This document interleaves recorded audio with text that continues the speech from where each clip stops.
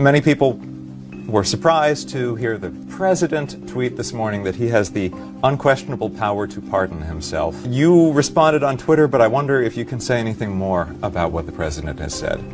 Yeah, the president is saying his people are saying that truth is relative. Well, there's one fact and one truth that isn't. No one is above the law, and the president should not think of himself that way. It undermines the office that he holds and the dignity of that office. Can or should a president consider pardoning himself? No. First of all, the president's behavior should not warrant a pardon. And second of all, a president pardoning himself would be an impeachable offense.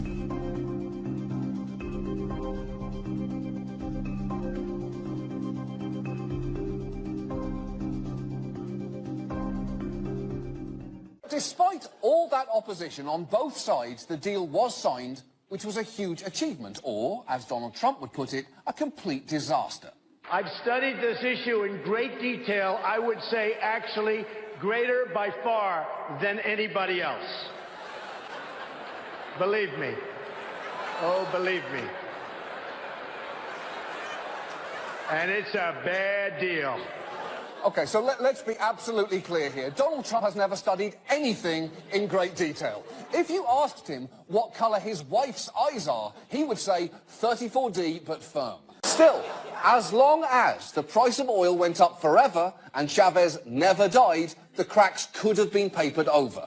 Unfortunately, in 2014, the price of oil plummeted from over $100 a barrel to just $50 a barrel, just 1 year after Chavez plummeted from being alive to being very much dead.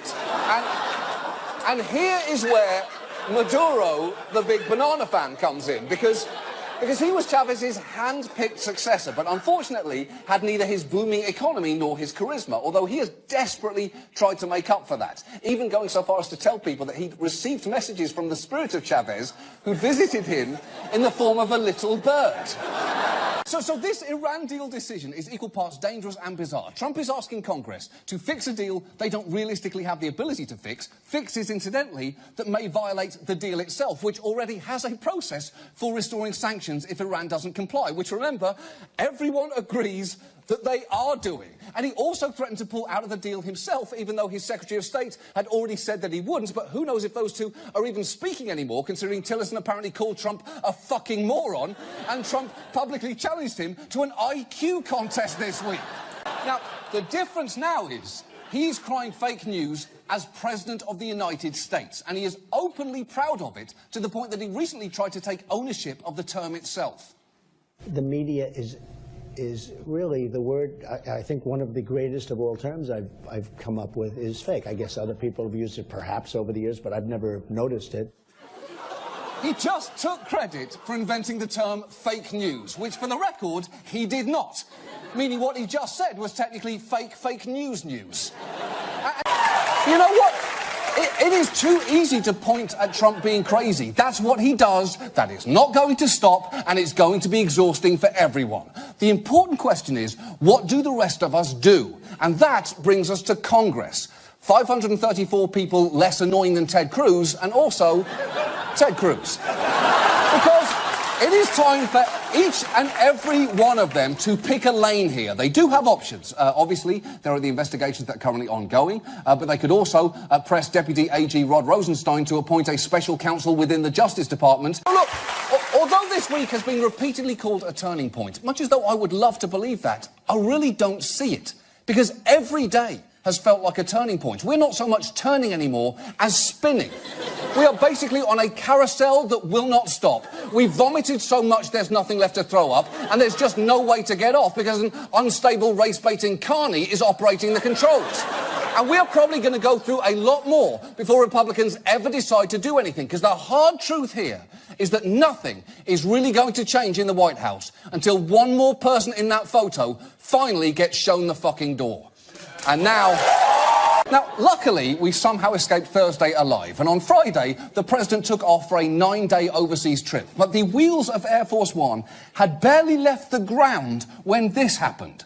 The New York Times now reporting that, according to a White House document, President Trump in the Oval Office told Russian officials 10 days ago that James Comey, the FBI director, was a, quote, nut job. Now, yeah, that sounds rough, but in Trump's defense, I can kind of see where he's coming from. I mean, the guy keeps hiding in my drapes. Who does that? He's huge. I can see him. Dressed like a tree. You've got to know that.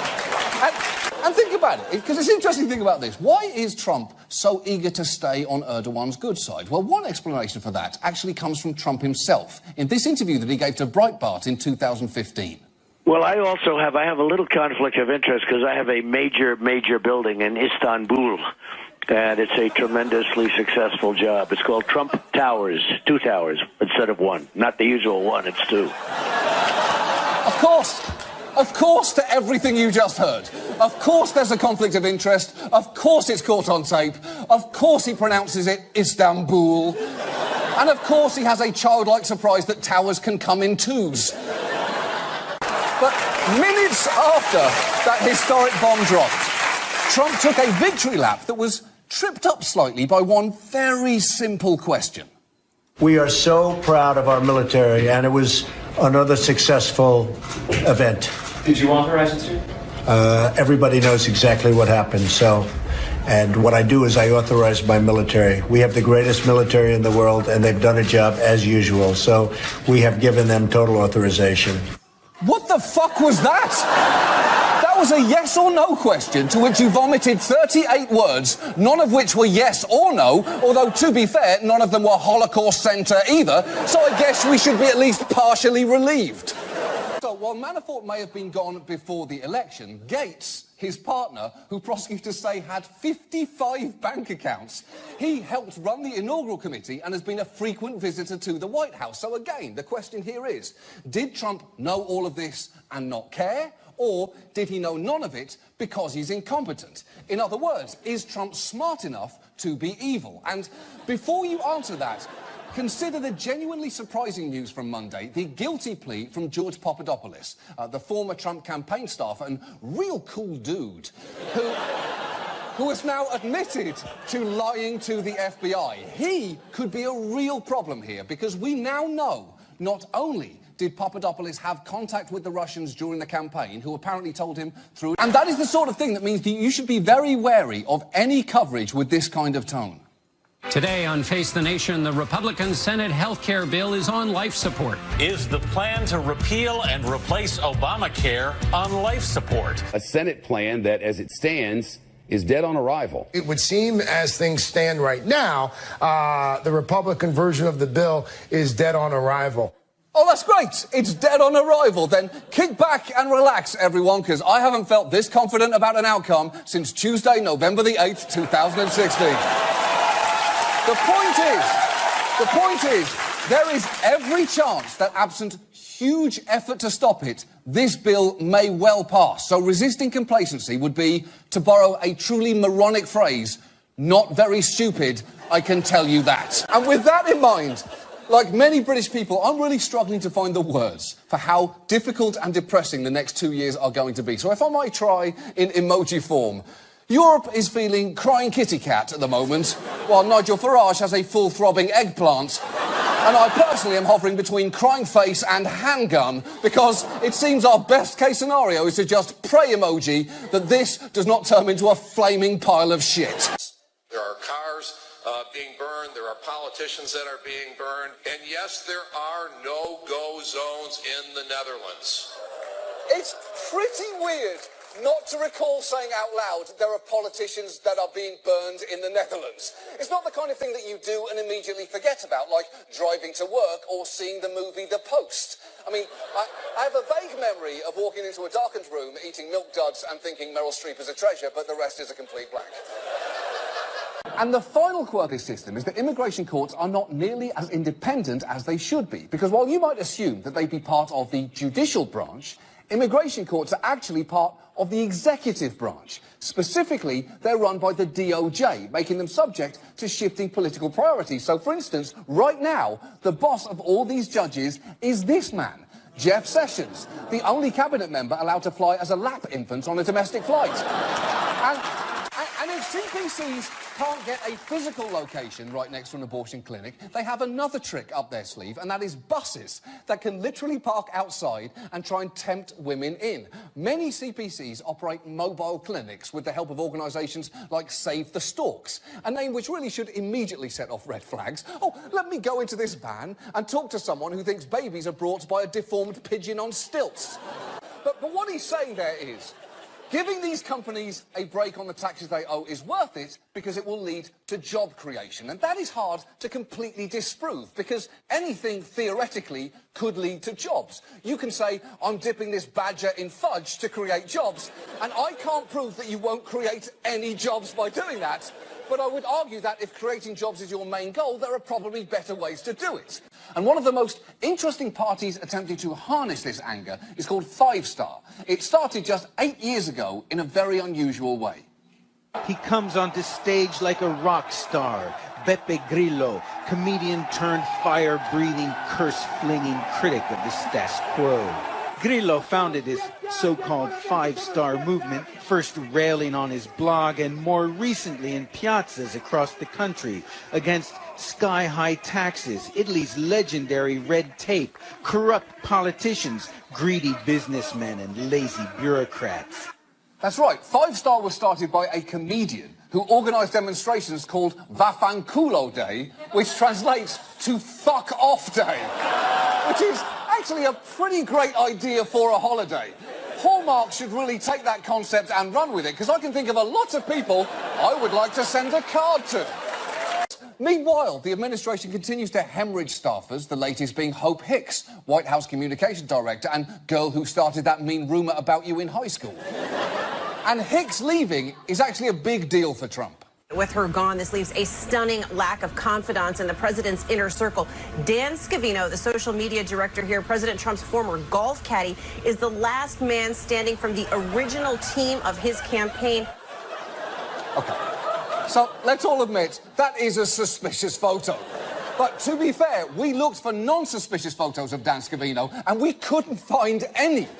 There's this one where he's looking at porn at work, suspicious. There's this one where he's, you didn't see anything, and if you say a word, I'll break your fucking neck, suspicious. And there's my absolute favourite, the, oh no, I just realised I left my Craigslist friend in the punishment box, suspicious. He's a suspicious-looking guy, that's all I'm saying. So now, at this point, you know basically what Bitcoin is, it's the future, bro, and why people are excited about blockchain. It won't let people chicken up your nugs.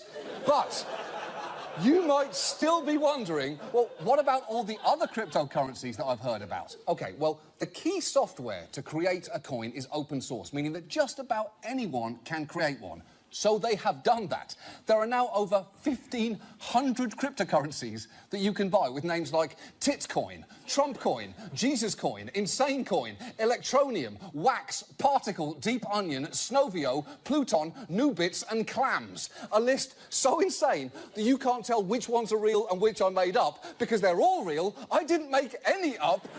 I tried to come up with a dumber name than Deep Onion and it just can't be done. Store-bought urine test, you could get up to $1,500 in payouts from insurance companies. So let's do the math.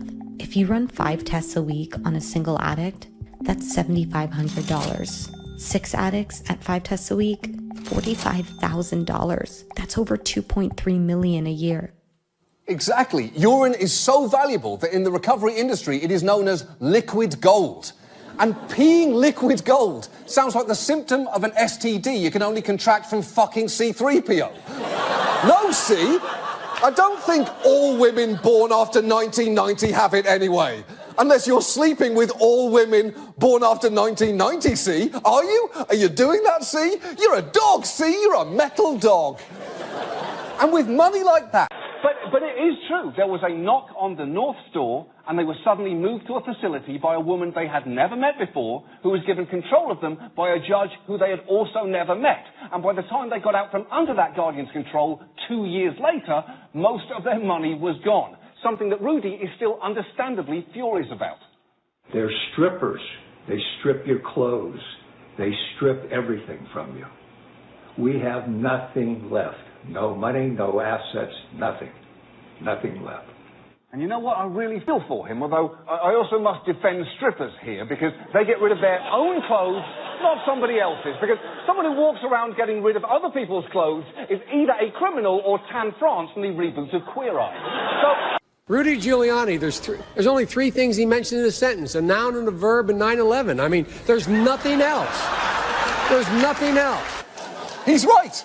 Giuliani could not stop leveraging 9/11 for his own ends, as evidenced by his classic children's book, One Fish, Two Fish, Red Fish, 9/11. Now, in the end, his campaign flamed out spectacularly. He did not win a single state, and he went from the front runner for the presidency to being out of the race by January, having spent around $50 million, all to end up with precisely 0 delegates. Or, as he would put it, 0. Exactly. Exactly, Rudy. 0. Okay, while I personally find that denial complete horseshit, I will acknowledge that the language on his website was very carefully worded. It does give him an escape. And his denial is the grossest effort I've seen to reverse a decision made in the early aughts, apart from Russell Crowe's actual upcoming divorce auction to settle his 2003 marriage. It is called Russell Crowe, The Art of Divorce. It's real and it's amazing. And you can buy items such as this leather jockstrap used during the filming of Cinderella Man. Will we be stupid enough to bid on that? I don't know. Why don't you ask one of our 5 wax presidents? And look, I am not saying that these leaks are not a big deal. The mere fact that WikiLeaks obtains these documents at all is significant. And more are apparently coming, so this story is still developing. There's really only one thing we can say for absolute sure at this point, and that is that the big loser so far is Samsung. They have had a rough couple of months. You probably remember what happened with their phones. Burning and melting. Samsung issuing an unprecedented recall of millions of new Galaxy Note 7 smartphones. Just wanted to post this and share what just happened to my Note 7. Everyone rocking the new Note 7. It might catch fire, yo. Yeah, I mean, that's not ideal. That is the worst thing that can happen with a phone, other than someone leaving a voicemail instead of just texting you like a normal person. Even the Republican senators who are not publicly supporting Moore are hardly condemning him. Here are a few of their reactions after being asked to comment on his campaign. Senator Dean Heller of Nevada. Who won? I wasn't paying attention. I'm just worried about taxes. Senator Rob Portman of Ohio. He's going to be for tax reform, I think. I don't know. I don't know him. Senator Tim Scott of South Carolina. I'm not going to comment about anything I haven't read about. I literally have not followed that race. I haven't followed that one. Come on. This is your own party's Senate candidate, not Ray Donovan. I haven't been following that one. What is his character? The poster gives me nothing. Is he an assassin? A sommelier? An uncle showing up drunk at a christening? Is he a member of the Wahlberg family? It's impossible to know, and I'll never find out. In fact, Scaramucci's remarks were so extreme, they put news networks in a tricky position. But leave it to Gayle King on CBS This Morning to cut right to the chase. How is that even physically possible, number one? And number two, when you hear something like that, Bob, are you offended? Are you offended? Are you disappointed? Are you saddened by it? She's talking to Bob Schieffer. And nothing in his half-century of Edward R. Murrow award-winning journalism could have possibly prepared him for the question, does the idea of Steve Bannon sucking his own cock make you angry or sad? And look, it's not just those 5 women. Dr. Wendy Walsh, an occasional guest on O'Reilly's show, came forward this week claiming that he took her to dinner, ostensibly to offer her career advice, but when she declined to come back to his room, his tone noticeably changed. He told me, he complained about I ordered a soda water, and he complained about the cost of the soda water and said, I wonder what they're charging for a cup of water here. He told me my bag was ugly. He goes, that's the ugliest bag I've ever seen. Okay. Hold on. She is saying when he got rejected, he started negging her by complaining about the price of seltzer and then criticising her fashion choices. Apparently, in Bill O'Reilly's mind, every woman wants to fuck her own mother. Now, we've talked multiple times on this show about everything that was bad with the previous version of this bill. A bill, incidentally, that was estimated to result in 24 million fewer Americans having insurance after 10 years. And the bill that passed this week had all of the things that were bad about the last one, with a particularly unpleasant addition. The Republican bill would roll back the Affordable Care Act's protections for patients with pre-existing conditions. Health insurers would still have to cover them, but the bill includes a mechanism allowing insurance companies to raise rates on those patients. Yes, they took a bad thing and managed to make it even worse. It's like watching Mariah Carey's Glitter and saying, you know what this needs? Jar Jar Binks. And look, remember, that's how he shut down Chuck Todd on the plane. And he doesn't just do it with immigration, he does it with everything. Here's how he talked to business leaders about his plans to change trade policy. Wait till you see what's up for you. You are going to be so happy. That is the tone of somebody who forgot to buy an anniversary gift and is stalling for time. Wait until you see what's up for you. I'm going to be back in 45 minutes. You're going to be so happy. The point is, Miller is so young that there are actually videos on the internet of what he was like in high school. And first of all, obviously, Minion. But second, the video is actually of him campaigning for student government. And it gives you a sense of what we may all be in for if he does become the new Mooch. Am I the only one who is sick and tired of being told to pick up my trash when we have plenty of janitors who are paid to do it for us? Wow. He is truly one of the most revolting humans, parentheses, minions, I have ever seen. You know, in a way, there is no more fitting spokesman for the Trump administration than an entitled, elitist arsehole who refuses to take responsibility for the messes he makes and who can somehow manage to pick a fight with a fucking statue. The president's new at this. He's new to government. And so he probably wasn't steeped in the long-running protocols that establish the relationships between DOJ, FBI, and White Houses. He's just new to this. There are so many problems with what he just said, but the main one is that there are undeniably times when the excuse, he's new to this, is fair. If you work at a daycare and on your first day you mix up the 3 Olivias, no big deal. You're new here. But if on your first day you set up a baby fight club, that is not okay, and you should have known that before you started. And a president attempting to shut down an investigation into a subordinate is pretty firmly the latter option here. And you want their supervisors to look into that, even if the first rule of Baby Fight Club is that you cannot talk about Baby Fight Club in an open setting. And that is not the only issue that has arisen from his testimony. There are now 5 cases where he testified for the prosecution and where the charges were dropped or the conviction was later overturned. And even West himself has admitted that he no longer believes in bite mark analysis for identifying perpetrators, and he doesn't think it should be used in court. And yet, incredibly, every time a defendant has